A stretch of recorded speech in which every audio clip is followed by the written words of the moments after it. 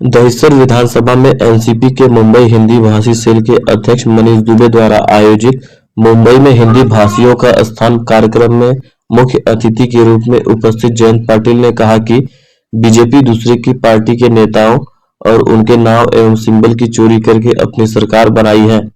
भाजपा को MMR reason में महानगर पालिका के चुनाव में हार का बड़ा डर सता रहा है। यही कारण है कि मुंबई सहित आसपास के सभी महानगर पालिकाओं के चुनाव 2 साल से भाजपा सरकार जानबूझकर नहीं करवा रही है। आम जनता में भाजपा के प्रति भारी आक्रोश व्याप्त है।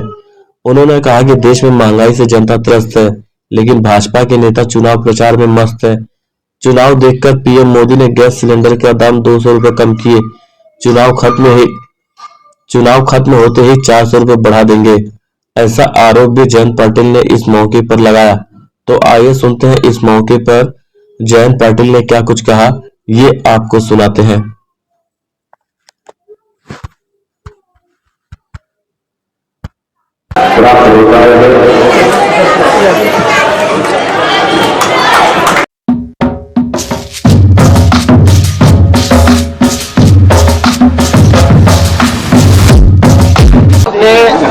बताया जो भाषण में कि डर रही है सत्ता पार्टी, इसीलिए हमारा रीजन में चुनाव नहीं हो रहे हैं। क्या क्यों डर रहे हैं? अब मालूम है मुंबई का रिजल्ट क्या आने वाला है, इसीलिए डर रही है। प्रोग्राम में आया है, क्या कहना चाहिए? हिंदी भाषी मुंबई में रहने वाले जो लोग हैं, हमारे राष्ट्रवादी कांग्रेस की हिंदी भाषा सेल है, हमारे मनीष दुबे जी उनके प्रमुख है और उनके माध्यम से हमारा प्रयास है कि ज़्यादा से ज़्यादा हिंदी भाषिक लोग हमसे हमारी पार्टी से जुड़े। तो इसलिए आज यहाँ पे उनका सम्मेलन रखा था। हिंदी भाषिक बहुत अच्छे और समाज में आगे जाके विविध संस्था पे काम करने वाले हिंदी भाषिक नेता और प्रमुख लोग सामाजिक स्तर पे काम करने वाले आए थे और हमारी कोशिश ये लगातार रहेगी कि मुंबई के और मुंबई के इलाके में जो रहते हुए हिंदी भाषिक है वो हमारी राष्ट्रवादी कांग्रेस से जुड़े। सर, जैसे कि आपने बताया कि आने वाले समय में चुनाव होने वाले, तो उत्तर भारतीयों को हिंदी भाषा को जोड़ने के लिए राष्ट्रवादी किस तरह से मुहिम चलाएगी, किस तरह से लोगों को? हमारी ये कोशिश है कि हिंदी भाषिक लोगों के करीब जाने की हम कोशिश करेंगे। हम चाहते हैं कि हमारे हिंदी भाषा सेल के माध्यम से हिंदी भाषिक लोगों के समस्याओं को सुन के उनके समस्याओं के ऊपर हल निकालने के, उनकी जो अपेक्षा है वो पूरी करने की कोशिश हमारी लगातार रहेगी। हमारे नेता शरद पवार साहब हैं और वो हरदम पहले से पुराने साल से हिंदी भाषिकों का इस शहर के लोगों का आदर करते आए हैं और कई हिंदी भाषिक नेता पवार साहब के साथ काम कर चुके हैं और ये हमारी कोशिश रहेगी कि उनकी आगे वाली जो पीढ़ी है वो भी हमारे साथ जुड़ जाएगी। सर, होलन को लेकर बच्चों ने स्टेटमेंट दिया है कि पहले मनोज जरांगे पाटिल जी को आवाज आदर कीजिए, फिर आप टाइम दीजिए उनको। मुझे मालूम नहीं किस कॉन्टेक्स्ट में वो बोल रहे हैं, मैं उनका बयान भी सुना नहीं हूँ और कौन से अहवाल के बारे में वो बोल रहे हैं वो मुझे नहीं पता।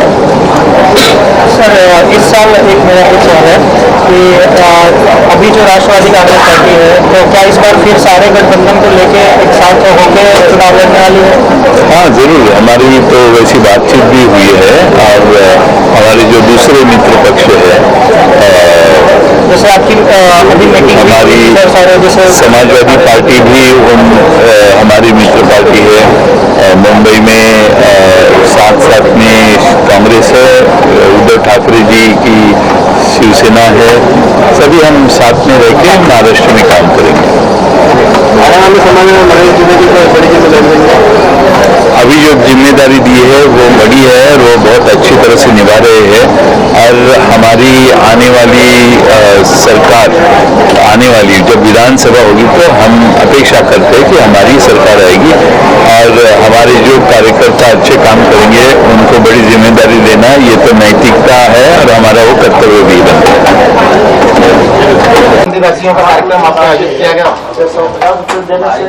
आज मुंबई शहर में रहने वाले जो लाखों उत्तर भारतीय समाज है, उनकी मुंबई में स्थान क्या है, उस विषय पर चर्चा करने के लिए हमारे प्रदेश अध्यक्ष आदरणीय जयंत पाटिल साहब की प्रमुख उपस्थिति में हमारे मुंबई अध्यक्ष आदरणीय राकेश यादव जी, समाज के वरिष्ठ नेता रमेश दुबे जी, डॉक्टर राधेश्याम तिवारी जी, डॉक्टर राजेंद्र सिंह जी, महेंद्र चौधरी जी, रामबड़ाई गुप्ता जी, इस जिले के जिलाध्यक्ष वी सरोज जी के माध्यम से हमने ये कार्यक्रम आयोजन किया।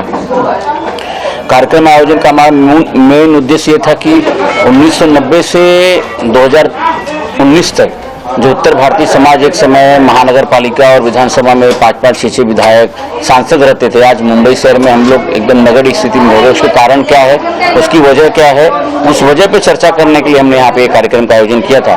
और हमारे पार्टी प्रदेश अध्यक्ष आदरणीय जयंत पाटिल साहब ने हमें आश्वासन दिया है कि आने वाले समय में हिंदी भाषी समाज को उचित प्रतिनिधि देंगे, और जिससे हमारे समाज के जो सुरक्षा और उनकी जो व्यापार में तकलीफें आ रही हैं, जो उनको तमाम समस्याओं से ग्रसित होना पड़ रहा है, हमारे दहिसर विधानसभा में कांदलवन की वजह से, तोड़ा कार्रवाई की वजह से जो तकलीफ आ रही है, इन सब चीज़ों पे हम लोग सरकार के माध्यम से प्रयास करेंगे और उस समस्या को दूर करने के लिए इस कार्यक्रम का हमने आयोजन किया था। उत्तर भारतीयों को वोट बैंक के रूप में यूज किया जाता है और समय आने पर उन्हें टिकट नहीं दिया जाता है, ऐसे भी आरोप लगते हैं, इस पर आपकी क्या? एकदम सही बात है। भारतीय जनता पार्टी के जो लोग हैं, उत्तर प्रदेश में भारतीय जनता पार्टी की सरकार है, इसके लिए मुंबई शहर में उत्तर प्रदेश से संबंध होने के नाते यहाँ के लोग बीजेपी की तरफ आकर्षित हुए, लेकिन उनके आकर्षण के बाद उनको ये समझ में आया कि हम उत्तर प्रदेश में भारतीय जनता पार्टी के साथ हो सकते हैं, मगर मुंबई शहर में अगर हमें अपनी समस्याओं को दूर करना है और सही सत्ता में हमें अपने सम्मान हासिल करना है, तो हम भारतीय जनता पार्टी हमें नहीं देने वाली। बड़े बड़े हमारे आदरणीय नेता जो कभी मंत्री रह चुके हैं, आज उनके पास कोई पद नहीं है भारतीय जनता पार्टी का, तो इससे बड़ा और समाज में कुछ भी हो नहीं सकता। मैं उन सभी नेताओं से मेरी विनती है कि आप एक बार फिर विचार कीजिए। आपके साथ पूरा समाज खड़ा है, आप जिधर खड़े होंगे आपके साथ समाज खड़ा रहेगा, लेकिन आप गलत जगह गलत डायरेक्शन में जा रहे हैं क्योंकि उन्हें ही आपकी कदर नहीं है। तो समाज को सोचने पे आपने विवश किया है कि आपके साथ देना चाहिए कि नहीं देना चाहिए। क्या आने वाले इलेक्शन में आप विधानसभा से खड़ा होने वाले हैं?